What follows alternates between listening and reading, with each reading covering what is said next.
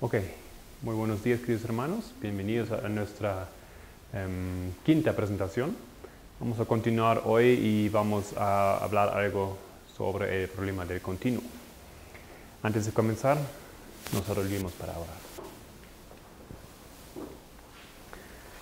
Padre que estás en los cielos, muchas gracias. Tenemos otra vez tiempo en este día para continuar estudiando y grabar aquí una temática. Por favor, esté con nosotros en esta hora también, para que bien podamos presentar las cosas de acuerdo así como son, como han acontecido, y para que aquí podamos contribuir un poco para aquellos que están investigando y buscando la verdad. En el nombre de Cristo necesitamos tu ayuda. Amén.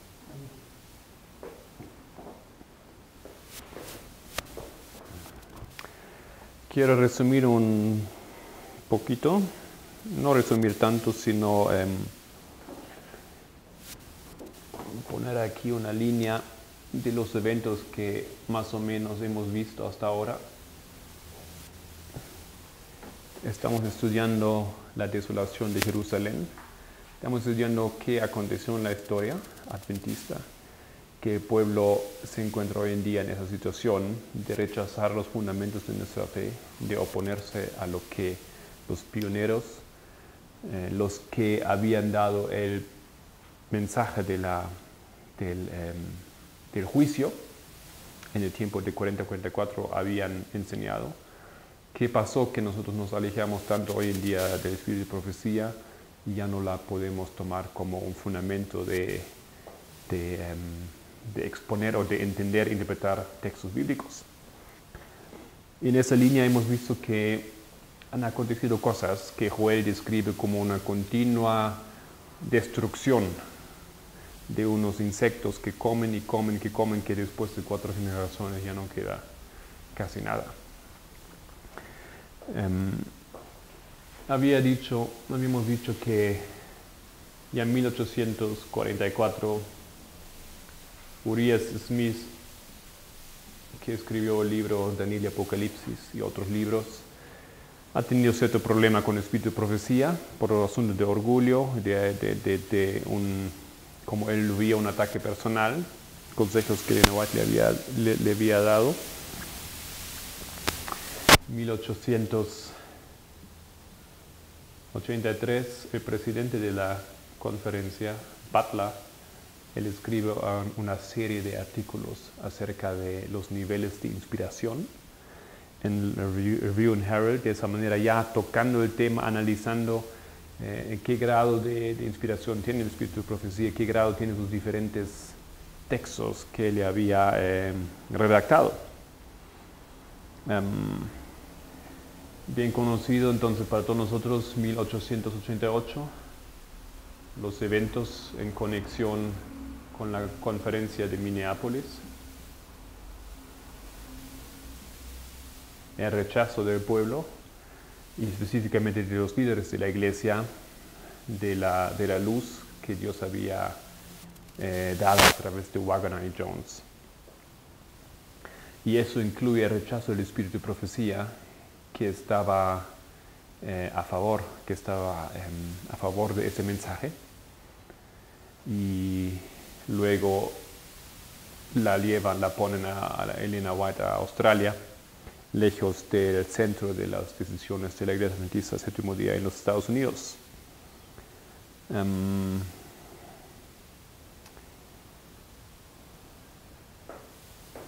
Unos 9 años después, ¿no es cierto? En 1901, Elena White regresa de Australia.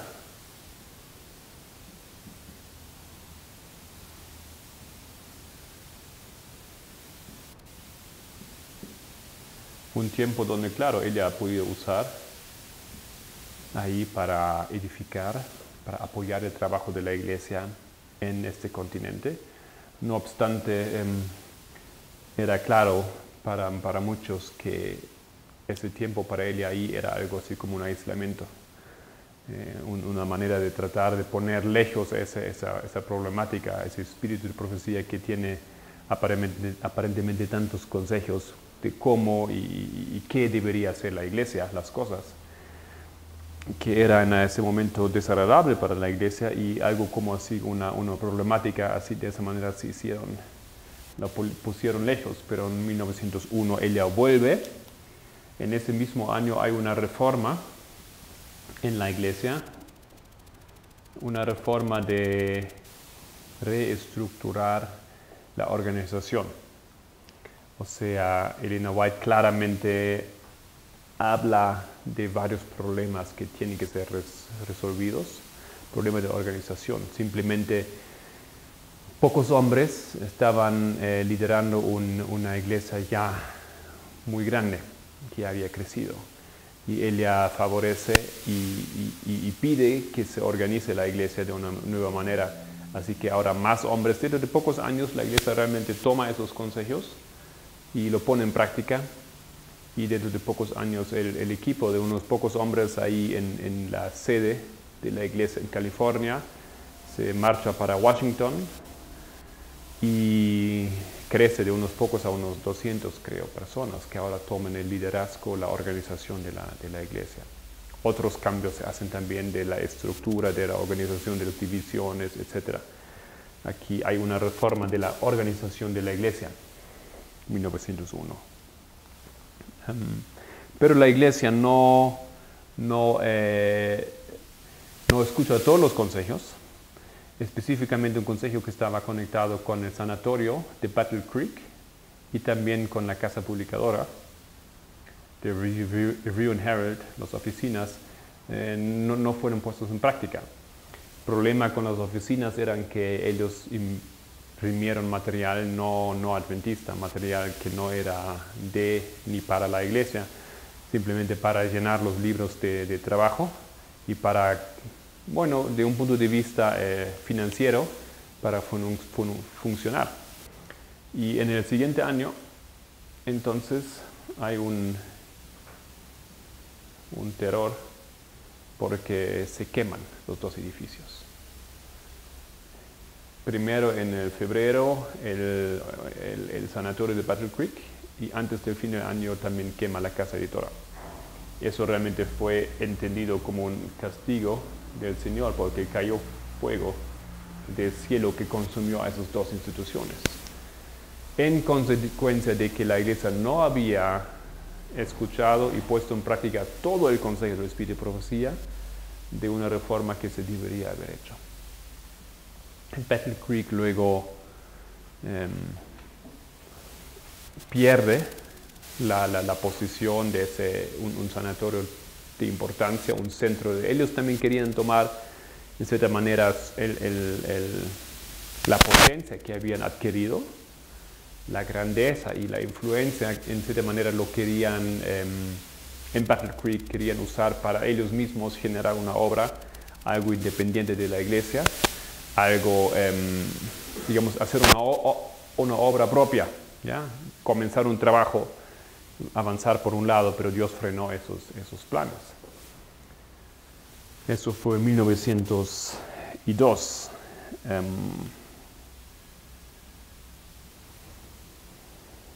Otra cosa que tal vez un poco fuera de esa historia, 1908, Roma, la Iglesia Católica declara que los Estados Unidos ya no son un territorio misionero.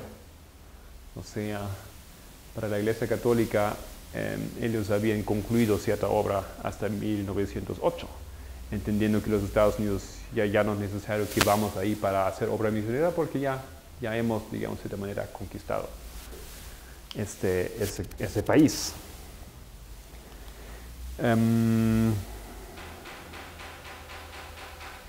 1911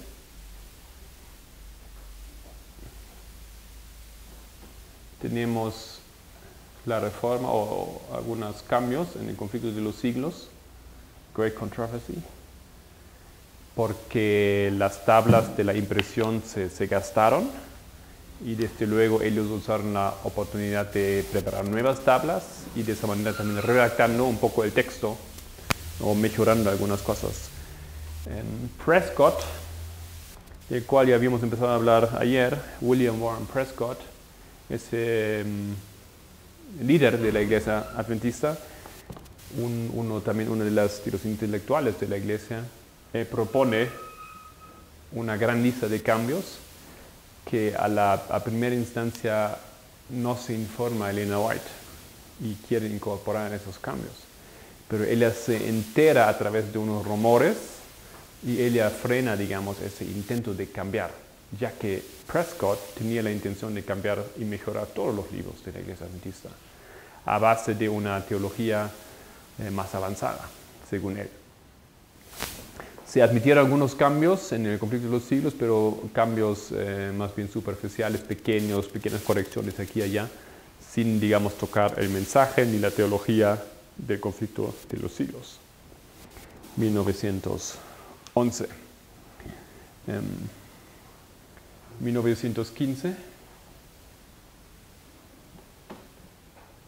Elena White muere.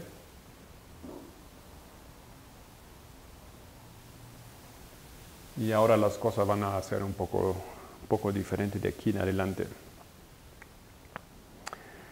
Un gran problema que no vamos a tocar esa hora, pero voy a dedicar una extra hora, es que Elena White había trabajado con un equipo en una casa en Elms Haven, en California. Esa casa y ese equipo eran como una pequeña empresa, eran muchas personas que trabajaban ahí. Ellos organizaron la traducción de textos, la impresión de textos, ellos respondieron preguntas de los hermanos que venían a través de cartas de todo el país, incluyendo respuestas para dificultades. Ellos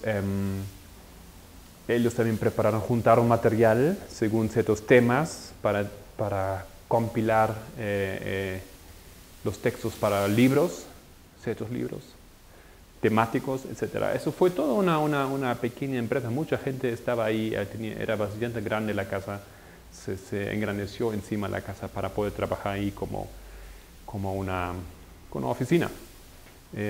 Básicamente Elena White, pero ella en esos tiempos había estado bastante viejita. A veces tenía sus problemas físicos y ese trabajo más y más fue, digamos, liderado por su hijo, William Clarence White. El problema entonces era para la iglesia, una vez que ella murió, ¿qué pasa con ese material que está ahí guardado? No solamente estaba ahí el material de Elena White, sino también otros textos y libros, una gran colección de material muy valioso, de libros muy importantes, pero todos sus textos, todos sus escritos, todos los manuscritos. ¿Qué hacemos con ello? Vamos a hablar de ese tema otro momento, durante los días que aquí tenemos. Un gran problema, porque Elena White había escrito ¿cómo se dice? Escribe. No, antes que se muera para un testamento, exactamente.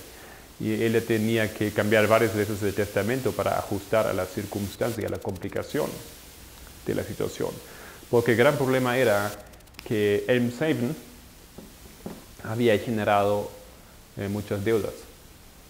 Y las deudas, Valentine sugiere, en comparación con hoy en día, serían algo así como unos $2 millones, algo así. En comparación con el sueldo de un pastor en aquel tiempo, comparando con el sueldo de un pastor de hoy en día, más o menos algo así como $2 millones, era una suma bastante grave, bastante grande. Ya vamos a hablar de qué venían estas deudas y qué pasó con eso, pero aquí empieza una historia, en mi opinión, horrenda y muy triste. 1916, básicamente se vende Elms Haven, se vende todo lo que ahí había a la iglesia. O sea, ellos de cierta manera rompen el testamento de Elena White. Ellos no lo consideran, no cumplen lo que ella quiere, pero ellos quieren solucionar el problema del dinero y él hace un arreglo aparte, o un arreglo que no estaba en armonía con el testamento de Elena White, para de esa manera más luego apoderarse también de lo que hay ahí en esa casa. de material. Es un poco complicada la historia. Yo estoy en ese momento tratando de entender lo que pasó ahí. Por lo que yo he leído hasta ahora, estoy maravillado. Estoy realmente sorprendido de una manera muy negativa lo que había pasado allí. Me parece increíble. Ok, pero avanzamos un poco aquí en esa historia. En 1917, Prescott está en China y él prepara material. Él prepara material que luego va a ser usado en la conferencia bíblica 1919. Aquí una conferencia de la iglesia. En esa conferencia él va a hablar. En esa conferencia él va a presentar una nueva postura. Y eso es de lo que nosotros queremos hablar ahora y que ya hemos mencionado ayer. ¿Me puede, por favor, Nelson, mirar cuántos minutos hemos pasado en la cámara? Toca la pantalla. 16. Ok, muchas gracias.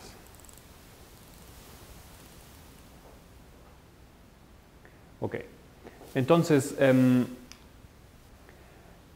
la gran problemática y temática que se toca aquí en 1919 es el problema del continuo. Bueno, eso es una problemática inherente, es una problemática que iba a tocar bastante grave la vida de Prescott. Le iba a dar una controversia. Hemos visto ayer que en Daniel 8, Daniel 11, Daniel 12, aparece una palabra que en hebreo es tamid. Tamid se traduce con el continuo, ¿ya? Lo que continuamente está, algo que continúa, o algo que está en inglés daily, diariamente sería. O the continual. El significado de esa palabra es un problema, ha sido un problema y es un problema para nuestra iglesia hoy en día. Tenemos básicamente dos puntos de vista. Un punto de vista fue la propuesta de Guillermo Miller. En los años 30, 1830, Guillermo Miller estudia la Biblia y él llega a ese versículo. Antes ya él había empezado, por supuesto. Y él llega aquí a ese versículo y vamos a abrir Daniel para entender qué aconteció y qué había entendido Guillermo Miller. Podemos abrir Daniel 11 o Daniel 8. Daniel 8, versículo 13, está bien, así como lo habíamos leído ayer. Dice: entonces oí a un santo que hablaba, y otro de los santos preguntó a aquel que hablaba: ¿hasta cuándo durará la visión de continuo sacrificio y la prevaricación asoladora, entregando el santuario y el ejército para ser pisoteados? Bueno, lo que los pioneros entendieron es que la palabra sacrificio no pertenece al texto. La Biblia no habla de un continuo sacrificio, la Biblia habla simplemente de un continuo. Elena White más luego lo va a afirmar que así es, que realmente así hay que entender el texto sin la palabra continuo. Sin la palabra sacrificio, yo la he tachado aquí en mi Biblia, porque en algunas Biblias inclusive está en cursivas para hacer entender que fue añadido. No está en el texto bíblico, no está en el texto original, no está en hebreo. Fue adicionada por los traductores para, según ellos, darle un sentido a ese texto. ¿Hasta cuándo durará la visión del continuo y de la prevaricación asoladora, entregando el santuario y el ejército para ser pisoteados? Dice esto aquí. Continuamos con Daniel 11. Ahí William Miller encuentra más información acerca del continuo. Dice en versículo 31: y se levantarán de su parte tropas que profanarán el santuario y la fortaleza, y quitarán el continuo y pondrán la abominación desoladora. O sea, ahora lo que el texto nos dice aquí es que el continuo, una cosa que será hecho con el continuo es quitado. Eso va a acontecer. Podemos ahora saltar a Daniel 12, en versículo 11. Ahí aparece la misma información otra vez. Y desde el tiempo que sea quitado el continuo hasta la abominación desoladora habrá 1290 días. O sea, lo que acontece con el continuo, eso algo es quitado. No sabemos qué es el continuo, pero sabemos que va a ser quitado. Entonces, Guillermo Miller, en su manera de estudiar la Biblia en el método de texto de prueba, lo que él hace es, él busca la palabra continuo en la Biblia y de ahí trata de entender lo que significa. Esa palabra aparece muchas veces y la verdad es que no le dieron ninguna luz y tampoco a nosotros hoy en día nos dan luz así la palabra aislada, qué significa el continuo en sí. El continuo es algo que continúa, eso nada más, entendemos. Algo que está todo el tiempo, algo está presente, algo que hace un trabajo continuo. Pero ¿qué es esto que está detrás? ¿A qué se refiere? Entonces la lógica de Miller es, si yo no encuentro información sobre el tamid, sobre el continuo, si eso no me alumbra el significado, entonces yo tengo que mirar las palabras que están asociadas. Si yo encuentro, poner aquí otra vez.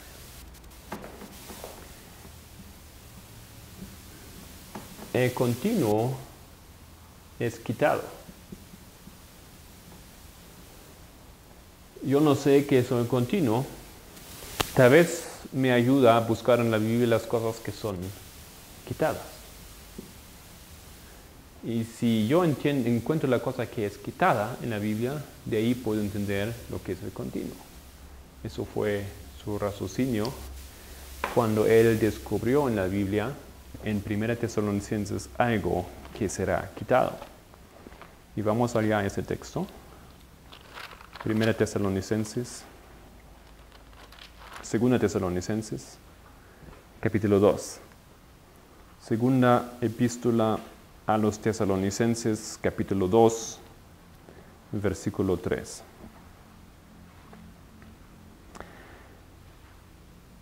Nadie os engañe.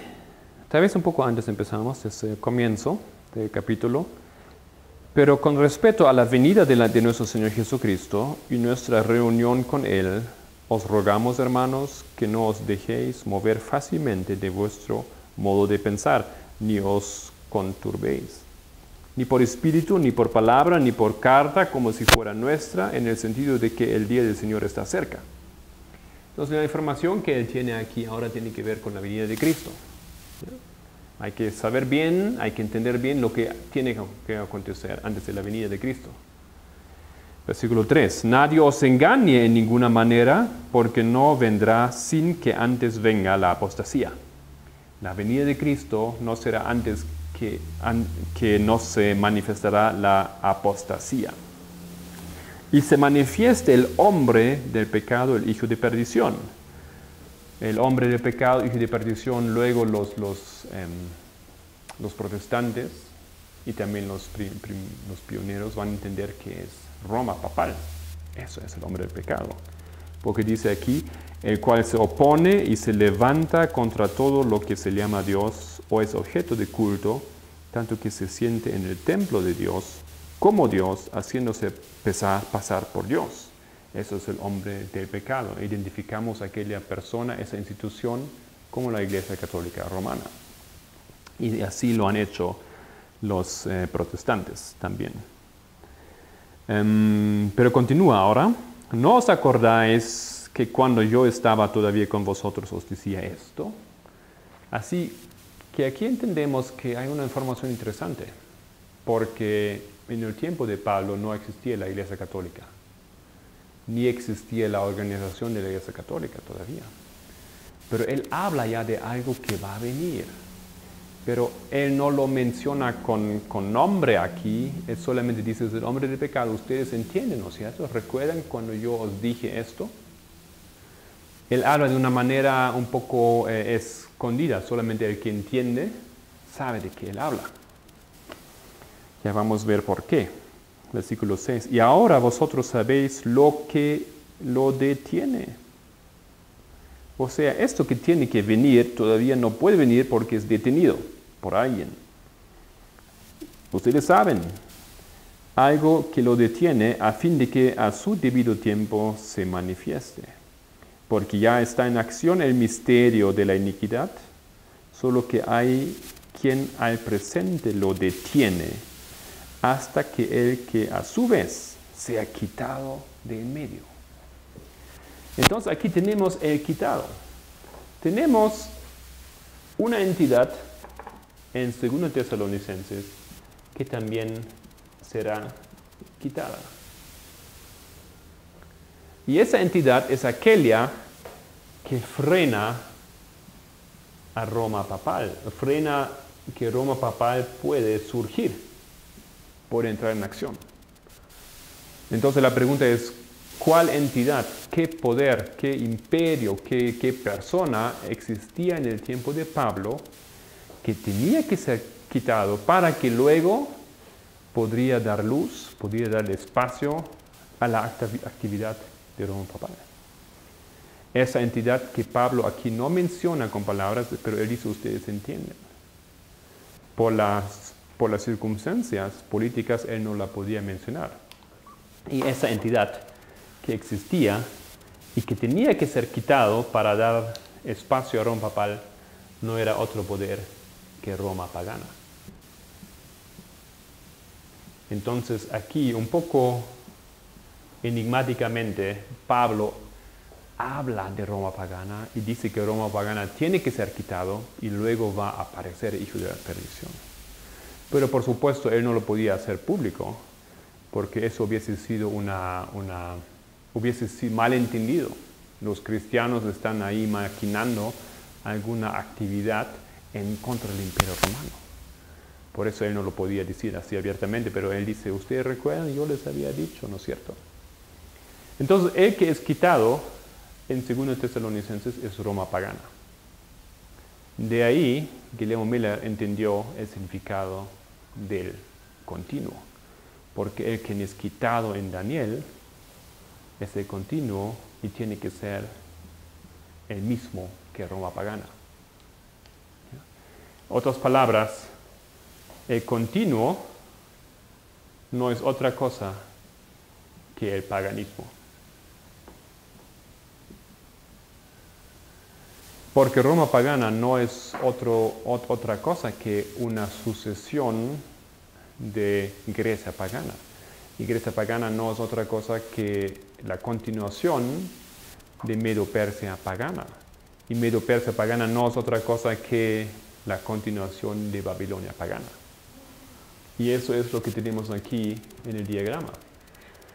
Lo que comienza a oponerse al pueblo de Dios en forma organizada como un Estado, como un poder, es el reino de Babilonia, es el paganismo. Este poder continúa bajo otro nombre, bajo otra cultura, etc., en Medo-Persia. Este continúa en Grecia, este continúa en Roma pagana, hasta que este sea quitado, y cuando es quitado, da lugar a otro poder que también es un poder pagano, pero que es peor, que es el hijo de la perdición, que es la abominación desoladora. Eso fue la lógica de Miller, y eso, según los teólogos hoy en día, según Cottrell y otros, sería es un horror como él llegó a esa conclusión. Eso es método texto de prueba. Eso no funciona, y ahora nosotros entendemos lo que hemos dicho ayer. Eso no funciona, esa lógica aquí no funciona. Tú no lo puedes llegar a esa conclusión con el método histórico crítico. Porque esa deducción que esto es eso, entonces eso tiene que ser eso no funciona con la metodología moderna. Realmente les parece a todos que están en el método histórico crítico más bien un mal uso de la palabra. Pero hemos leído que Dios mismo mandó a su ángel para guiar la mente de Miller, para que él descubra el comienzo de la cadena de la verdad. Y eso fue aquí, parte de ese proceso, esas cosas que él descubrió. Ahí se abrieron los ojos para él y él podía entender todo el sistema. Y el librito de Daniel les fue abierto a los pioneros. Luego Uriah Smith va a exponer ese punto de vista, esa lógica en su libro Daniel y Apocalipsis. Es una de las razones por que la iglesia rechaza ese libro hoy en día. Porque en ese libro él expone claramente que el continuo es el paganismo. Es una de las razones por que hoy en día rechazamos ese diagrama, porque aquí dice el dominio pagano o el continuo son quitados 508. Esa postura realmente no la defendemos más hoy en día, pero aquí está escrito claramente, no hay duda sobre ello. Y vamos a ver que para los pioneros ya eso llegó a ser un problema en la discusión con Prescott, etc. Una cosa que Uriah Smith deja claro, y eso solamente quiero adicionar aquí para entender el significado del continuo, es que en el texto hebreo en realidad dice, cuando habla del continuo que es quitado y después de la abominación desoladora que es puesto en su lugar, el texto en realidad hace eso. Habla de la continua desolación y luego habla de la abominable desolación. Esas dos palabras se refieren a desolar. Roma pagana, el paganismo hace una desolación. Ataca, persigue, destruye el pueblo de Dios. Roma papal también hace una desolación. Persigue, quema, etc., destruye al pueblo de Dios. O sea, el paganismo y el papado, ambos son poderes que hacen desolación. Entonces nosotros lo leemos, la traducción más bien sugiere que es el continuo y después la desolación abominable. Pero en realidad debería ser la continua desolación y la abominable desolación. ¿Ya? Los dos hacen la misma cosa, solamente de otra manera. Roma papal de una manera peor, porque lo que es pagano aquí no aparece pagano, se esconde, es una mentira. Se pone las vestiduras de cristianismo, usa las palabras, usa los libros de cristianismo para hacer en realidad la misma obra del paganismo. Por eso es abominable. Ok, eso ahí yo. Ahora, lo que acontece en la historia de nuestra iglesia, aquí vamos a usar algunas informaciones de ese libro de Gilbert Valentine sobre W. Prescott, gigante olvidado del adventismo de la segunda generación. Él explica un poco la historia de la controversia del continuo.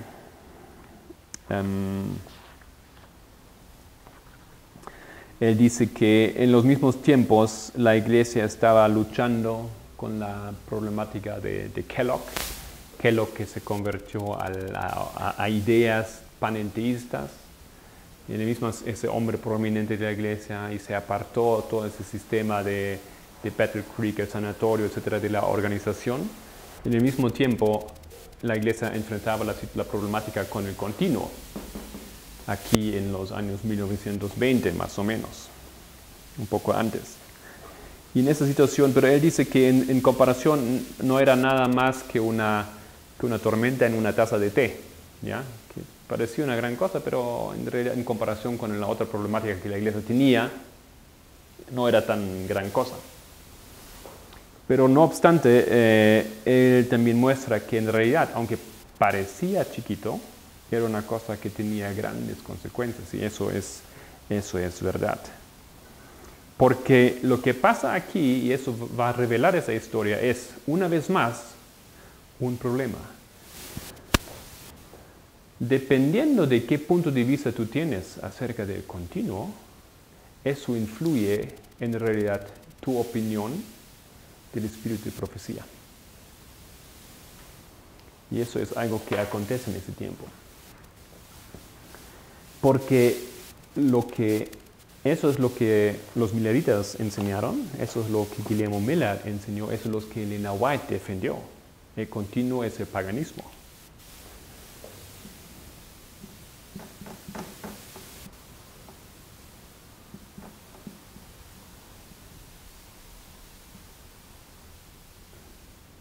Pero la otra postura, que en 1919 en la conferencia general es presentado por Prescott y luego escrito en un libro, la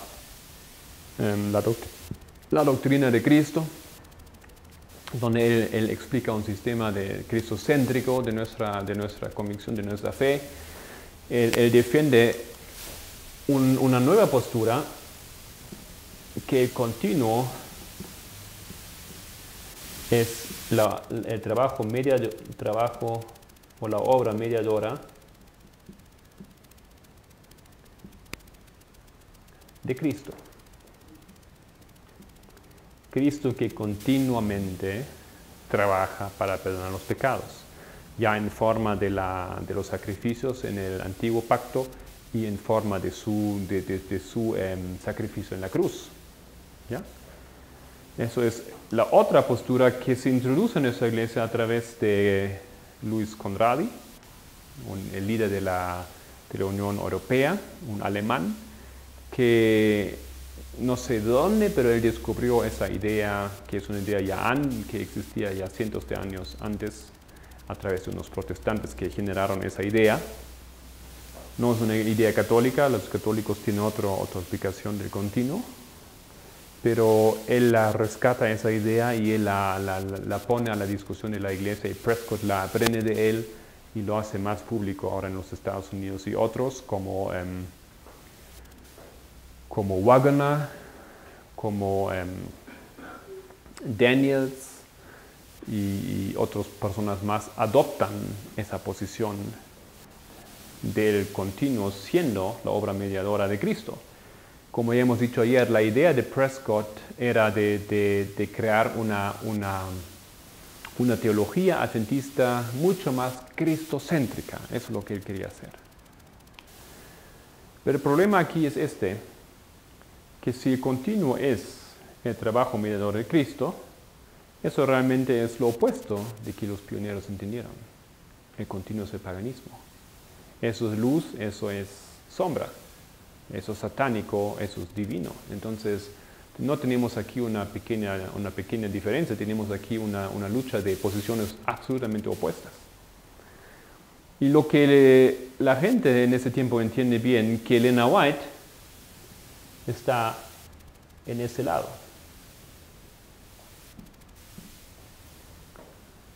Claro que los primeros pioneros, los de la segunda generación, no se querían oponer a Elena White.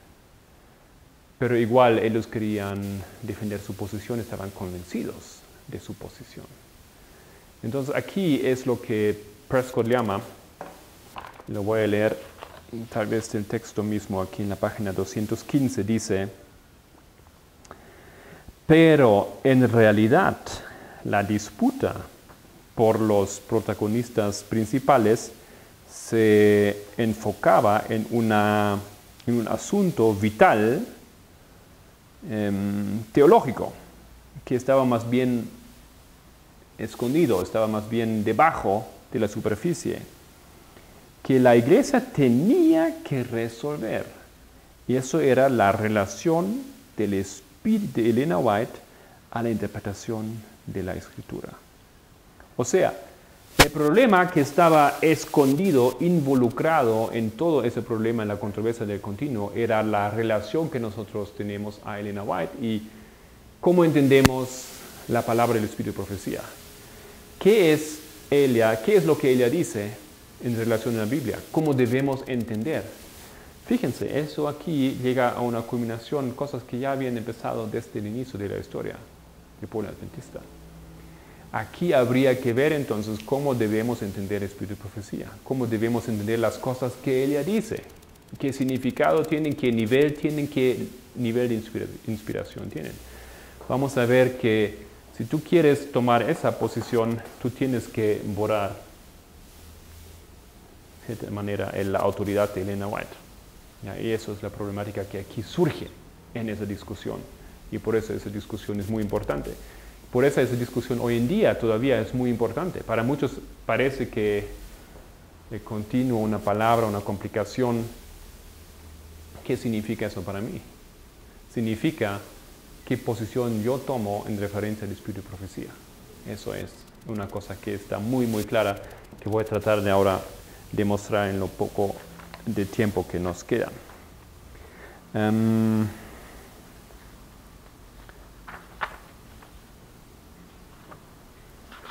Esto también, esa postura que el continuo es el paganismo, recibió el nombre de the old view, el antiguo punto de vista o la antigua opinión, mientras que el continuo sería el trabajo mediador de Cristo, recibió el sobrenombre del new view, el nuevo punto de vista, una nueva posición. Aunque eso es un poco falso, porque en realidad esa segunda posición es más vieja que la de Guillermo Miller. ¿Ya? Entonces, the new view en realidad es el old view, pero para la iglesia adventista era algo nuevo. Solamente para aclarar esa terminología. Ok. Básicamente, hay un problema en referencia a Elena White, porque ella dejó escrito un texto en los primeros escritos, página 74. Y vamos a mirar ese texto. Voy a dejar en mi página web un documento en referencia a esto. Tal vez aquí lo podemos imprimir para más tarde, porque aquí hay algunas cosas que decir. No vamos a estudiar todo esto en ese momento.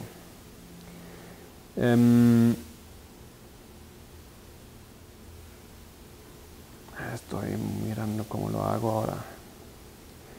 Tal vez no vamos a estudiar el problema en ese momento, solamente lo voy a explicar.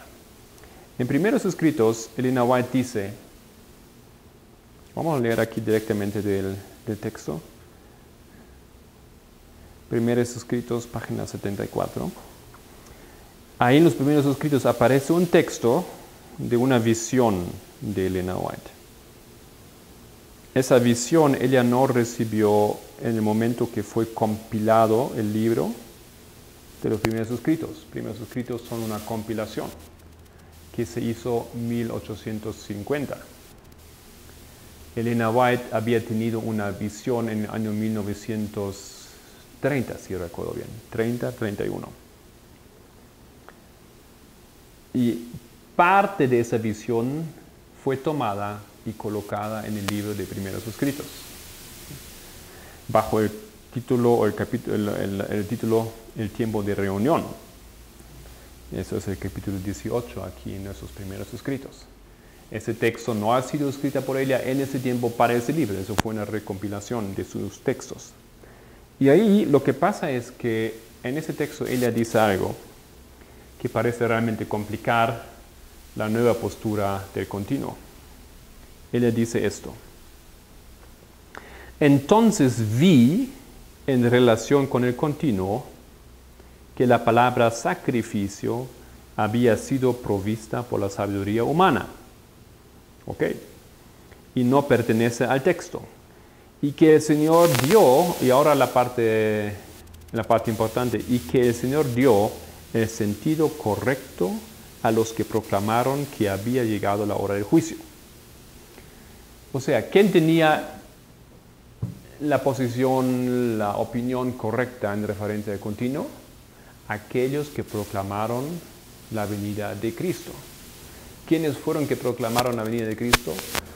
No fue Prescott, no fue Daniels, no fue Conradi, fueron los pioneros de la primera hora.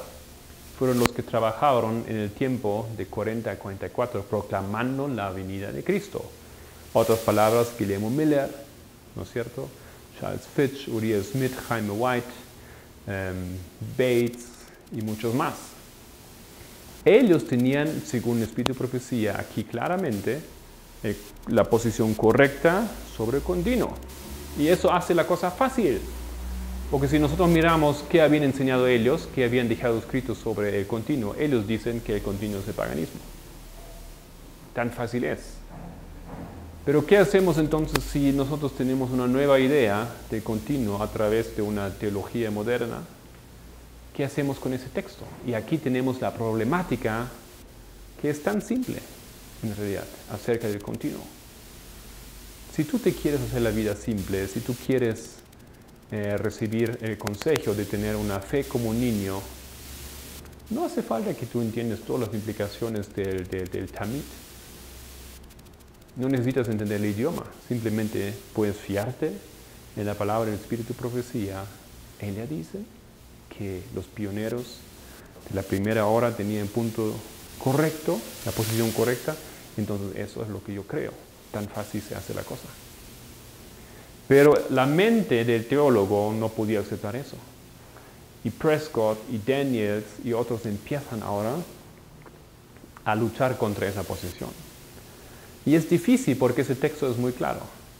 Lo que se hizo entonces es que se han tomado varias modificaciones en ese texto aquí.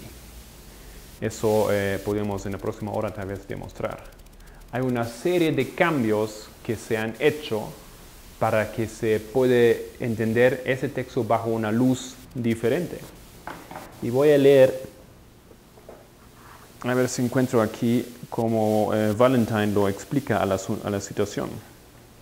Prescott, página 216, entendía la dificultad que le fue presentada con Elena White defendiendo the old view, la posición antigua.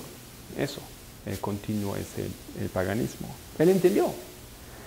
Pero su argumento era que en el contexto más amplio de su artículo de 1850, disculpa, él había escrito ese texto en 1850 y fue en primeros escritos 1881 lo sacaron, ¿ya? Pero su argumento era que en el contexto más grande de su texto de 1850, eso nos daría una solución, una salida. Claramente, en primer lugar, ella estaba preocupado con el problema de colocar tiempos. Algo que había entre un grupo pequeño de los adventistas que habían adoptado el sábado. O sea, lo que Prescott dice es, mira, fíjense, tienen que leer bien el texto, tienen que leerlo con un ojo de científico, tienen que leerlo histórico críticamente. Si tú lees el texto, tú tienes que entender el contexto. Y Elena White, en primeros escritos, 74, no habla específicamente del continuo. Lo que ella simplemente ella habla del problema de colocar tiempos. Y el continuo solamente es ahí como un ejemplo que ella pone en la línea, ¿ya? Porque después el continuo está conectado con los 1290, 1335 en Daniel 12. Entonces ella lo que quería decir es que no habría que colocar tiempos para la segunda venida de Cristo. Esto es aquí el problema. Y ese texto no podemos usar para defender esa postura de los minoritas. Claro, para usted y para mí eso es un poco difícil de entender. Pero esa argumentación, esa lógica fue adoptada por esos hombres aquí en ese tiempo. Y Prescott, y Daniels, y Wagner, y otros, ellos se pusieron en un lado y con esa argumentación ellos dijeron, mira, Elena White no, leen el texto bien, léenlo bien, y si ustedes lo leen bien lo van a entender que ella no habla específicamente del continuo, ella quiere decir otra cosa, ¿ok? Lo que ellos hacen a través de raciocinar, a través de un método de histórico crítico, Ellos analizan el texto y no lo leen tal cual como es, sino dicen, mira, está en otra luz, hay que entender el contexto. Vamos a tratar de demostrar eso, y los que no lo tienen pueden bajar de mi página web ese texto, donde yo voy a poner columnas. En ese texto lo que pasa es que el texto que está en Primeros Escritos no es igual como el texto original que Elena White había escrito en 1850. Eso es realmente una cosa tremenda. Hay muchas pequeñas modificaciones, y estas pequeñas modificaciones ayudan a esos hombres de presentar ese argumento.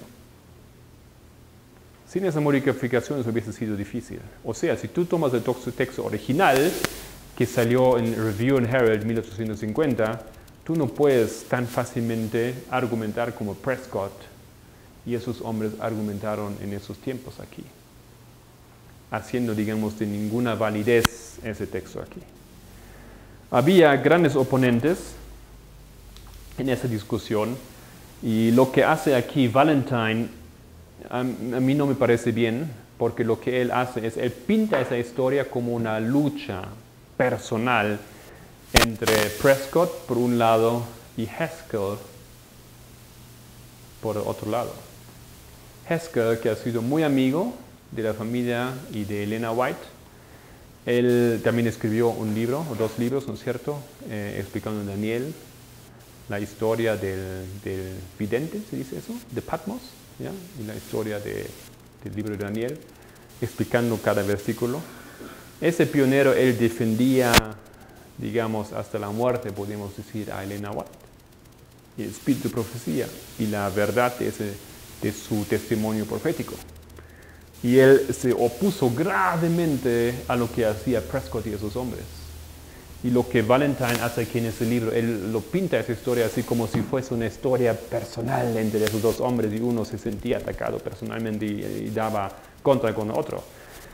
Yo creo que esa historia no es una lucha entre esos 2, ni tampoco algunos más. Ahí es una lucha realmente entre luz y tinieblas.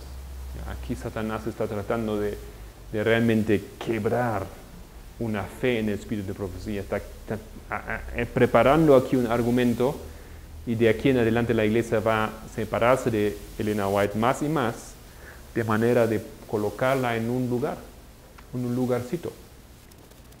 Por eso hemos leído de Cottrell, cuando él da los consejos, y vamos a terminar con eso. Cuando él da los consejos a los miembros de la iglesia que no son estudiados, ¿cómo ellos podrían leer la Biblia? Él dice eso: lo que la persona no entrenada debería hacer. En referencia, su punto 8 es esto, en referencia, si se hace referencia a textos de Elena White, nota cuidadosamente si ella está comentando un pasaje, y si su comentario de un pasaje es literal y histórico, no. Si ella hace un comentario sobre un pasaje en su contexto histórico literal, o si ella usa ese pasaje para ilustrar un consejo a la iglesia de hoy. Tienes que mirar, tienes que analizar lo que ella dice. Ella solamente dice algo para aquel tiempo, hablando de las cosas que acontecieron aquí, o si ella realmente está aplicándolo para hoy.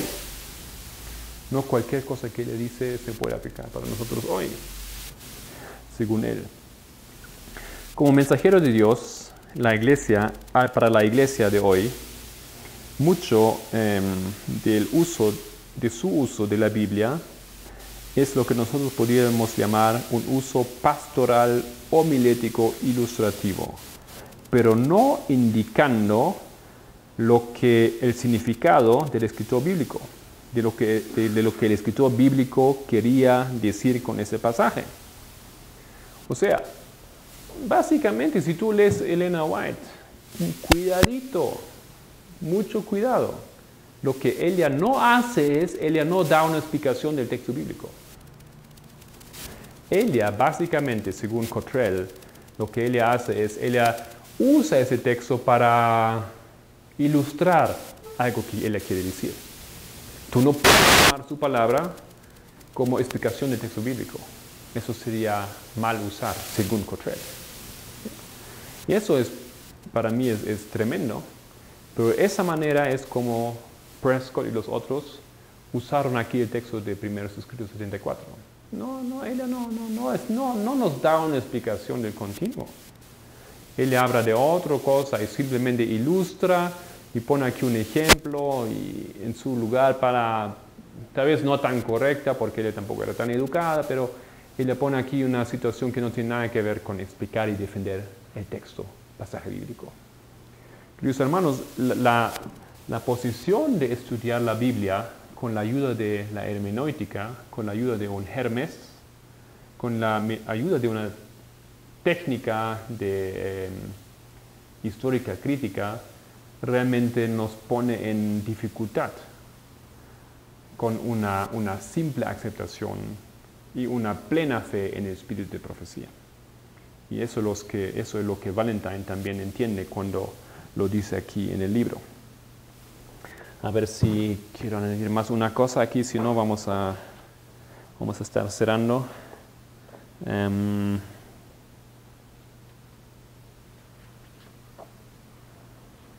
Acontecerán mucho más cosas. Le preguntaron a Prescott si él podría escribir un artículo. Entiendo bien que sí, el presidente de la iglesia había preguntado a Prescott en 1907 si él puede escribir un artículo defendiendo Daniel 8, defendiendo la postura de Smith. Pero él rechaza, él dice que no lo podía hacer. Imposible, dijo él, de interpretar el capítulo así como Smith lo había hecho. 1907, aquí en esos tiempos, para los pioneros, segunda generación, los líderes de la iglesia ya les parecía imposible defender Daniel 8 de la misma manera como lo habían hecho unos poquitos años antes, una generación antes. Eso es lo que vimos en el libro de Joel, en el primer capítulo. Lo que ¿cómo se llaman esos animalitos? El revoltón.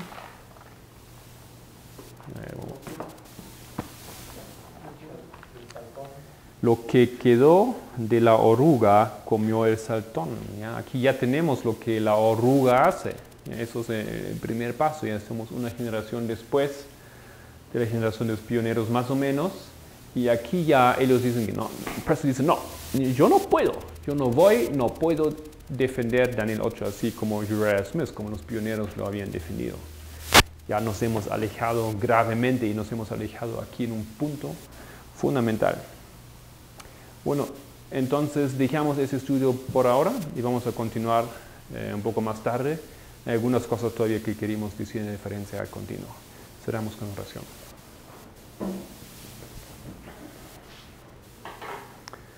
Padre querido que moras en los cielos, gracias otra vez. Un día lindo, un día de tiempo, circunstancias en las cuales podemos abrir las Biblias, investigar algo de esa temática que tiene grandes consecuencias para nuestra experiencia en las iglesias de hoy en día. Querido Señor, a donde llegue ese mensaje, por favor, guía los corazones sinceros para que podamos entender lo que necesitamos en esa generación entender. En nombre de Cristo te agradecemos por todo ello. Amén. Amén.